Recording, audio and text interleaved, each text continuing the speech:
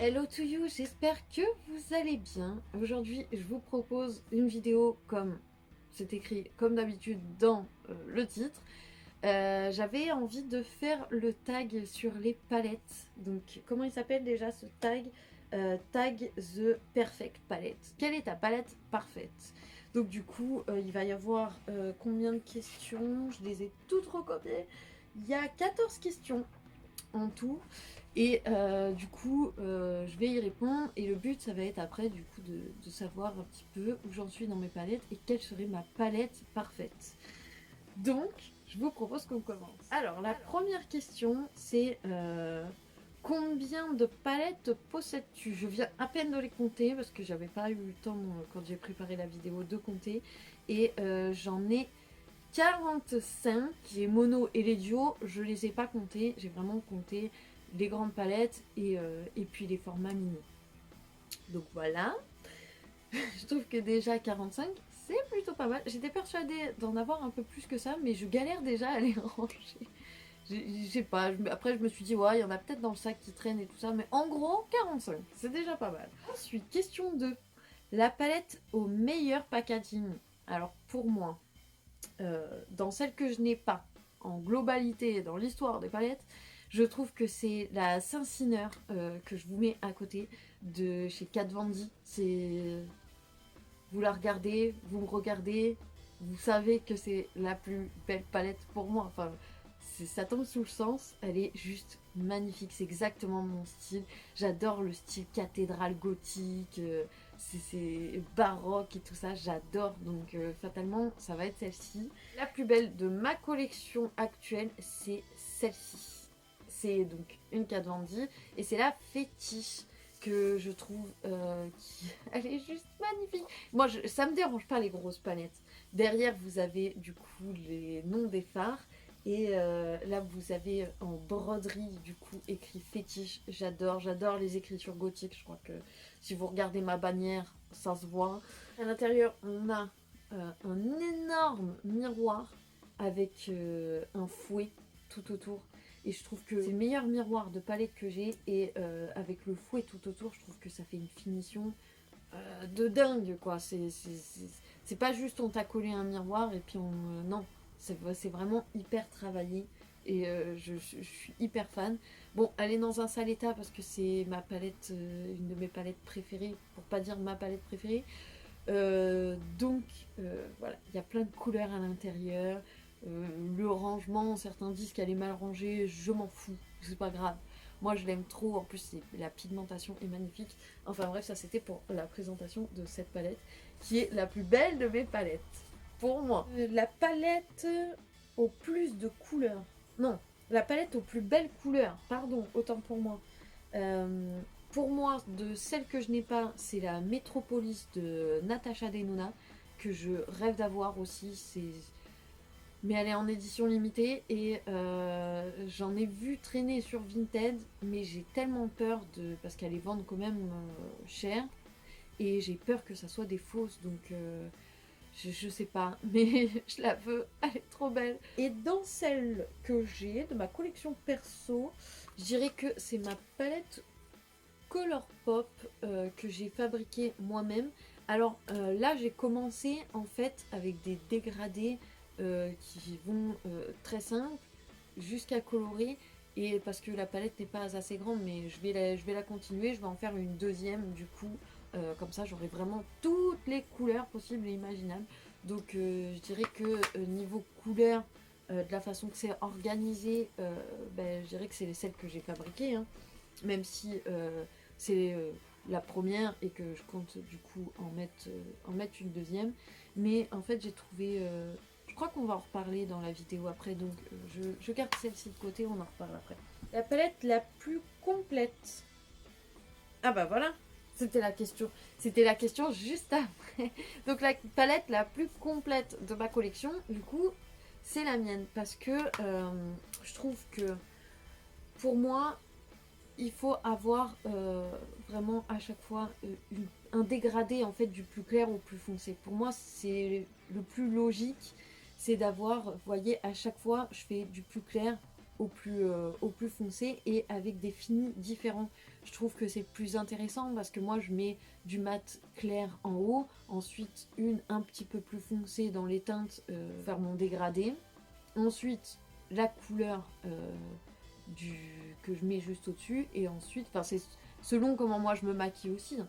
Et ensuite je mets toujours une couleur plus foncée dans le creux paupière et toujours une couleur plutôt métallique ou quoi au milieu pour apporter de la lumière. Donc du coup c'est comme ça que j'ai pensé ma palette. Sinon c'est les petites palettes Natasha Denona. Par exemple si on prend celle-ci qui est ma préférée des mini palettes, on a une couleur claire, une couleur de transition, et là dans celle-ci on a 3 pailletés. Mais je trouve que du coup là on a de quoi faire un make-up complet, on n'a pas besoin d'aller chercher dans une autre palette, et du coup je trouve que c'est beaucoup plus logique. Question 5. La palette parfaite pour voyager. Bah, à chaque fois ça fait bien transition. Palette parfaite pour voyager, c'est les petites palettes Natasha Denona. Et pour la même raison que je viens d'expliquer, parce qu'elles sont complètes, et du coup il y a de quoi faire un make-up complet sans avoir besoin d'aller fouiller dans une autre. En plus de ça, elles sont toutes petites, donc très faciles à ranger. La palette que tu regrettes d'avoir achetée. La palette que je regrette le plus d'avoir achetée, c'est la Métal de chez Urban Decay. Alors, Chester l'a fait tomber. Visiblement, c'est pas sa préférée non plus. Donc j'ai perdu énormément de fards. Mais je ne m'en sers jamais. Parce que, en fait, finalement, moi j'adore les fards métalliques. C'est pour ça que je la voulais. Et en plus, je la trouve juste magnifique.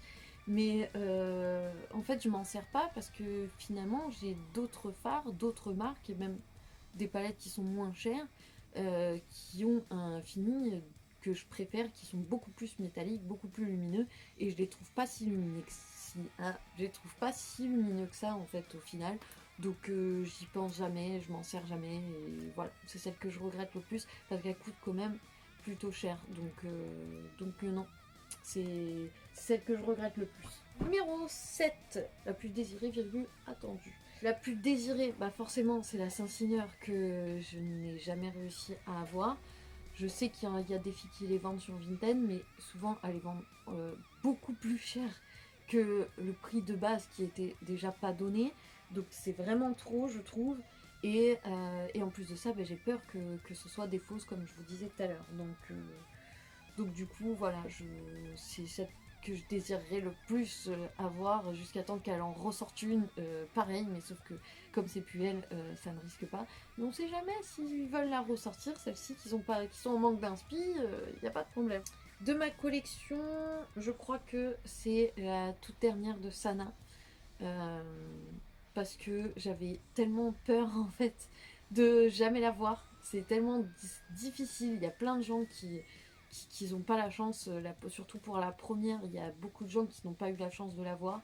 La deuxième, elle en avait fait une plus grosse quantité, donc je pense que il ne doit pas y avoir grand monde qui est passé entre les mailles du filet, mais j'avais vraiment très très peur de ne pas la voir, surtout que voilà, c'est des palettes qu'elle fait qui sont de très très bonne qualité et à un prix imbattable. Donc vraiment celle-ci je l'attendais, je la voulais, j'étais à fond. Et c'était toute une aventure pour la voir. C'est mon frère qui, en plus j'étais en vacances à ce moment-là, j'étais pas chez moi. Sur le site, en 1 heure de temps, même pas, il n'y avait plus rien, donc j'ai paniqué. Vraiment c'était catastrophe, j'avais trop peur de pas la voir. La plus chère et la moins chère de ma collection. Putain, ça c'est une bonne question. Les moins chères, ce sont mes palettes Sleek. Ces petites palettes là, Sleek, qui est une très bonne marque, c'est vraiment de la qualité les fards. Ils sont très bien à travailler, c'est des petites palettes qui sont plutôt intéressantes, plutôt bien faites. Par exemple celle-ci, qui est une palette voilà, qui peut se porter pour tous les jours. Donc en plus les fards ils sont super bien pigmentés, c'est pas des textures crémeuses, moi je préfère les textures crémeuses, mais en tout cas c'est super pigmenté. Et j'ai celle-ci aussi. Voilà, c'est des petites palettes qui sont vraiment pas chères, qui sont dans une dizaine d'euros, moins de 20 euros en tout cas, donc ouais, c'est le moins cher. Plus cher du coup je sais pas, franchement je ne saurais pas dire. J'ai pas encore de grosses palettes Natasha Denona, donc je pourrais pas vous dire. Ou c'est peut-être la petite palette de Natasha Denona, du coup la plus chère. Je ne sais pas. 9. Celle qui comporte les meilleurs intitulés de teintes. Alors dans celle que je n'ai pas, je trouve que les intitulés qui sont trop drôles, c'est de la marque Martine Cosmétiques. Je trouve que voilà, c'est trop drôle. Elle se lâche avec le nom des teintes, le nom des produits. J'adore. J'adore cet humour-là. Et sinon, bah, ça va être encore une fois bah, la fétiche. Et même l'autre palette qui va avec celle-ci, sa petite sœur, j'adore en fait. Bah, c'est tout à fait, c'est mon univers. Bon, celle-ci c'est sur le fétichisme, alors peut-être pas mon univers, mais à chaque fois c'est vraiment, ça représente mon univers. Et je trouve que là, le nom des teintes c'est excellent quoi. Ça va vraiment dans le thème, c'est vraiment, ça te plonge dans un univers. J'adore quoi. Mais il y en a une que j'ai où le nom des teintes c'est Salem, des trucs comme ça, c'est vraiment sur l'univers sorcière et tout ça, j'adore, je suis trop fan. Par exemple, on a SM, donc ça va bien avec le fétichisme, fixation, on a latex, on a même sexe, nylon, enfin vraiment tout ce qui est en rapport avec le fétichisme, donc j'ai trouvé que c'était excellent le nom de ces teintes-là. Ça en fait vraiment ma palette préférée de ma collection, pour le coup. La palette la moins utilisée. Ma palette la moins utilisée, c'est celle de chez Sephora. Donc c'est celle qui était en édition limitée pour Noël, en forme de hibou. Alors j'adore les hiboux, j'adore les couleurs, ça se voit d'ailleurs, c'est bien assorti à moi aujourd'hui. Je la trouve super belle, je trouve que c'est hyper intéressant. Donc en fait, ça représente la tête d'un hibou et là nous avons les ailes. Donc j'adore, moi quand c'est en forme de quelque chose, j'adore, je suis super fan. Mais c'est celle que je me sers le moins. Je l'ai pas mis dans celle que je regrette le plus d'avoir acheté, mais ça aurait pu. J'ai hésité avec celle-ci. Mais je regrette pas de l'avoir acheté parce que je l'ai payé 13 euros, un truc comme ça, alors qu'à la base elle était à une trentaine d'euros. Et à chaque fois, leur grosse palette comme ça, à la fin des périodes de fête, ce qui reste, ils bradent les prix. Donc du coup, comme j'adorais la forme et tout ça, je l'ai prise. Mais je ne m'en sers pas parce que vraiment les fards, c'est pas mon type de fard. C'est pas du tout, ils sont secs, ils sont pas spécialement poudreux, mais en tout cas ils sont secs, ils sont fades, ils sont pas du tout pigmentés. Donc je ne pense jamais à la sortir. Et à la limite, les seuls produits dont je me sers, c'est les liners qui sont là. Et je me dis comme ça, quand je viens pour mettre un fard, c'est pratique de, par exemple, là pour mettre le fard bleu, je mets du bleu en guise de base. Donc je trouve que ça, c'est plutôt une bonne idée. Mais donc voilà, je la détourne. Le seul moyen pour moi de m'en servir, c'est de détourner son utilisation. Mais sinon, je la trouve trop jolie, c'est dommage. La palette, au contraire, la plus utilisée. Ben, je m'en sers de toutes en fait parce que je change beaucoup de couleurs. Mais je crois que celle que j'utilise le plus, c'est les mini palettes de Natasha Denona pour les raisons que je vous ai dit tout à l'heure. Il y en a peut-être une que je me sers plus que les autres, c'est celle qui est, je crois que c'est la camel ou un truc comme ça, je ne sais plus. Et celle que j'ai le plus utilisée pendant un laps de temps, elle est où? C'est celle-ci. C'était ma première palette. Et d'ailleurs, j'ai trouvé ça bizarre que il n'y avait pas la question c'est quoi ta première palette achetée. C'est celle-ci. Enfin, on me l'a offerte pour mon anniversaire. C'était ma première vraie palette. Avant, j'avais plein de petites palettes comme ça, pas trop cher. Mais ma première vraie grosse palette, ça a été celle-ci. Et c'est celle que j'ai squattée. Mais je crois que c'est la seule où on peut voir des fards qui sont creusés carrément. Sur aucune autre, ça fait ça. Mais c'est vrai que je m'en sers plus. Faudrait que je m'en resserve. C'est parce qu'elle a été détrônée par les Anastasia Beverly Hills. Voilà. Donc depuis que je les ai, celle-ci, quand je veux quelque chose de simple, et puis bah, je vais presque tous les jours sur Natasha Denona. Si je veux ces tons-là, ça a été détrôné par les Anastasia. Et du coup, celle-ci, j'avoue que je l'ai oubliée un petit peu, mais c'est celle-ci. En plus, voilà, elle a une histoire et c'était non seulement c'est ma première palette, mais en plus elle me rappelle un très très bon souvenir. Donc celle-ci elle a une histoire, j'ai du mal à m'en séparer. Je m'en séparerai jamais, même si je l'utilise presque plus. Voilà. Décrire la palette parfaite pour toi. Alors, pour ce qui est du packaging, ça serait dans un style baroque, goth glam. En gros, le style Kat Von D. Et si possible, donner des petites formes comme la Sephora où j'adore le fait que ça a des formes et tout ça. Mais rester dans l'esprit Kat Von D en fait. Donc ça c'était pour le packaging. Ensuite, pour ce qui est des fards, ça va être dans le style Natasha Denona. Ça c'est clair, ma palette parfaite pour moi. C'est les fards Natasha Denona hyper crémeux, hyper pigmentés, ou les Kat Von D aussi qui sont, que c'est des fards que j'aime beaucoup. Mais les fards crémeux de Natasha Denona, c'est le top du top. Je peux pas espérer mieux. Donc dans ma palette parfaite, ça sera ce type de fard, les fards bien crémeux comme ça et bien pigmentés.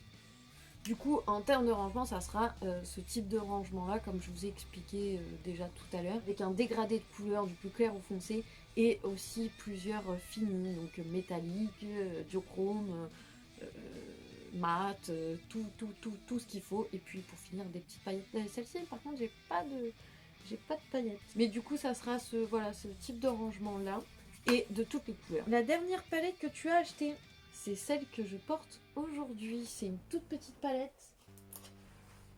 Donc, normalement, je devais faire une vidéo crash test dessus. Mais du coup, je me suis dit, j'ai reporté la vidéo. Je me suis dit, bah non, vu que je vais à la soirée Gold de Sephora, je vais peut-être avoir d'autres trucs à essayer. Et comme j'ai pas grand-chose pour l'instant, j'ai quelques trucs. Mais j'ai pas non plus grand-chose pour l'instant à tester. Pas de quoi faire un make-up entier. Donc, je me suis dit, je vais attendre d'avoir de quoi faire un bon make-up, d'avoir plusieurs produits à tester, et du coup je vous en ferai une vidéo. Mais du coup c'est celle-ci de chez Révolution Pro qui m'a coûté 3 fois rien, elle était vraiment pas chère. En plus de ça, elle était en promo, donc j'ai presque rien payé. Et du coup, les fards, ils sont super doux, ils sont super pigmentés, je sais pas si vous voyez. Franchement, elle est top, quoi, cette petite palette. Je l'ai testée là pour la première fois. Mais je vous ferai une vidéo dessus, mais du coup, c'est celle-ci. Elle est trop trop bien. Ma wishlist palette. Eh ben, je crois que vous l'aurez deviné, c'est la Saint-Cyner déjà pour commencer. La Métropolis. Et la Gold aussi de Natasha Denona. Aussi, j'aimerais beaucoup la voir. Mais bon, elles sont pas données. C'est pas des palettes qu'on s'achète tous les 4 matins, quoi. Et la nouvelle palette de Jeffree Star. Voyez mon faciès. Voyez la palette de Jeffree Star. Voyez le style un petit peu qu'il a fait. J'aime trop. Je la veux trop. Et j'espère que je vais réussir à mettre ma petite patte dessus. Parce que ça, c'est encore une palette. Si je l'ai pas, je vais regretter. Alors après, pour ce qui est des teintes à l'intérieur, bon, la personne, on s'en fout. C'est pas le problème. Mais pour ce qui est des teintes, c'est dans les tons gris et tout ça. J'ai pas trop de teintes grises, donc du coup ça serait pas grave, au moins j'aurais une palette dans ces teintes là. Mais c'est pas trop mon dada en fait, mais la palette, le style, l'ensemble fait que je la veux absolument. C'est obligatoire, c'est obligé. Vous voyez, je perds mes mots tellement je la... En plus, franchement, ça déchire quoi, les photos qu'il a fait et tout.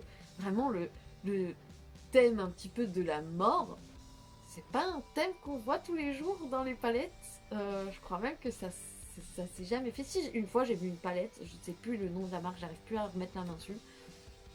C'était une palette en forme de cercueil. J'ai fait oh, je la veux. Mais dedans il y avait 4 couleurs et elle a coûté 50 €. What the fuck, enfin, 4 couleurs. En plus, ça avait pas l'air d'être une marque qui faisait des trucs incroyables en termes de pigmentation, de texture ou quoi. Donc je me suis dit non, ça tu vas regretter, tu mets pas 50 € comme ça, ou 40, enfin 40 et quelques quoi. Je me suis dit tu vas pas mettre 50 € pour 4 couleurs, ça serait abusé. Enfin, tu peux avoir la fétiche, ma préférée, elle coûtait une cinquantaine d'euros et il y a je sais pas combien de couleurs et la pigmentation elle est ouf, donc non. Du coup je l'ai pas prise, mais j'ai adoré cette idée là et c'est plutôt rare de trouver des palettes voilà, qui sont dans ce style-là, qui sont dans mon style. Donc voilà, et ben on a fini les questions, ça va, ça a été rapide cette, cette vidéo Léon. Et du coup voilà, j'espère que ça vous a plu, moi du coup ça m'a amusé un petit peu de faire ça. Maintenant je vais devoir ranger toutes les palettes que j'ai étalées au sol, et ça va pouvoir me permettre de faire un petit peu de tri et de ranger peut-être un petit peu mieux que ce que j'avais fait. J'espère que vous avez passé quand même un bon moment, et je vous fais des gros bisous et à très bientôt. Et on se rejoint dans une prochaine vidéo pour ce make-up là, qui est magnifique. Je me maquille jamais en bleu, mais franchement, j'aime trop. Je regrette pas du tout celle-ci. Donc voilà, je vous fais des gros bisous et à très bientôt dans une prochaine vidéo.